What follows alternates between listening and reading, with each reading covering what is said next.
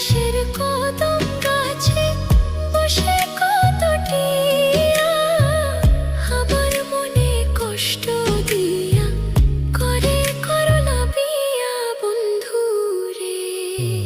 কি অপরাধ পাইয়া রে বন্ধু ছাইরা গেলাম মোরে, তোমার লাইগা পরাণ কান্দে মন বসে না ঘরে বন্ধু রে।